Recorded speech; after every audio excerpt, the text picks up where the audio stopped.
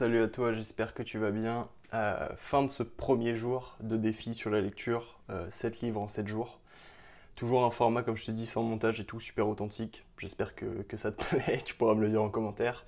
Tu es toujours sur la chaîne Road to Action, du coup le premier jour, le livre c'était Un merveilleux malheur, enfin le premier jour qui est aujourd'hui.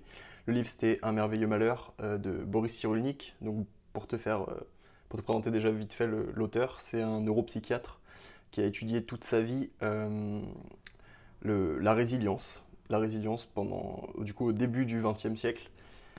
Et c'était un concept qu'il a ramené d'un autre pays, mais qui n'était pas du tout réputé en Europe et en France. Du coup, il s'est fait pas mal critiquer. Pourquoi? Parce qu'à cette époque, le régime et les gens pensaient en gros, par exemple, un orphelin, et bah, s'il est orphelin, sa vie est foutue. Et en gros, Boris Cyrulnik, lui, il a envie d'aller à l'encontre de cette pensée, et c'est ce qu'il décrit tout au long de son livre. Il explique que en fait, euh, tous ces traumatismes, toutes ces choses qui peuvent rendre quelqu'un, enfin qui peuvent mettre quelqu'un dans le désespoir et qui peuvent ruiner la vie d'un homme au sens humain, peut aussi le faire grandir et le faire changer. Et c'est pas parce qu'un enfant est orphelin qu'il va pas réussir sa vie. C'est pas parce que tu connais un divorce, tu connais la mort de ta femme, tu connais la mort d'un de tes parents, etc., que ta vie est terminée. Et au contraire, ça peut provoquer l'inverse. En fait, ce qu'il faut, je pense, retenir de ce livre, il décrit du coup cette vie et les traumatismes comme des tricots. Euh, Pourquoi des tricots? Parce qu'en gros, à chaque maille, il faut construire une nouvelle maille à chaque fois pour en construire une nouvelle. Et c'est pour te donner un petit peu la complexité d'une vie, d'un traumatisme, etc. Les idées, en gros, c'est déjà qu'un traumatisme, ça évolue. Enfin, ça, c'est totalement logique. Je vais te l'illustrer par un exemple.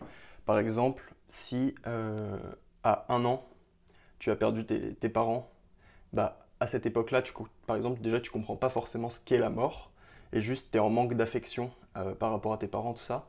Plus tard, tu vas le rationaliser, peut-être, tu vas le vivre différemment, parce que tu auras un regard, enfin, déjà, tu vas comprendre ce qu'est le concept de la mort, et tu auras un regard peut-être des autres qui sera porté sur toi d'une certaine manière, qui peuvent aussi beaucoup influencer. Et ça, c'est toute une partie de son livre aussi, où en gros, il parle de la résilience. C'est pas quelque chose qui vient uniquement de nous-mêmes, c'est beaucoup influencé par les autres.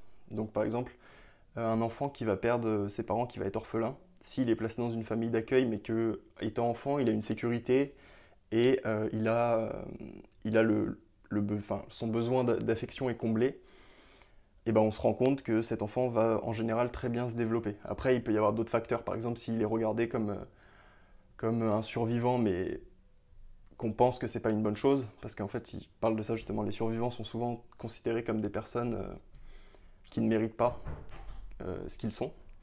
En gros, euh, au départ, un survivant, il va être content de vivre et il a envie de prendre une revanche contre la vie, sauf que si les autres portent un regard sur lui comme une personne qui a survécu et qui aurait dû mourir comme ses parents, par exemple dans un accident de voiture, où en gros c'est le seul survivant, et ben là ça va peut-être poser des problèmes pour lui si le regard des autres est mauvais. Du coup, voilà, l'entourage très important et ce besoin d'affection. Et en fait, il t'explique, c'est très compliqué parce que comme livre en fait au final aussi. C'est un truc que je me suis rendu compte, je pensais que ça allait être plus simple que ce que j'ai lu. Parce que du coup, il définit selon plein de traumatismes, plein de cas différents. Et c'est ça qui revient aussi pas mal dans le livre, c'est qu'il y a une certaine singularité de chaque personne. On peut pas se dire un traumatisme égale une conséquence, qu'elle soit négative ou bonne d'ailleurs.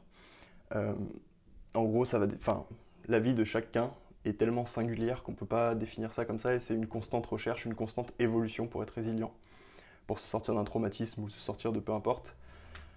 Voilà pour les grandes idées. J'espère que j'aurais pu t'apporter quelque chose sur ce livre, après sinon je te le conseille. Et sur ce, belle soirée.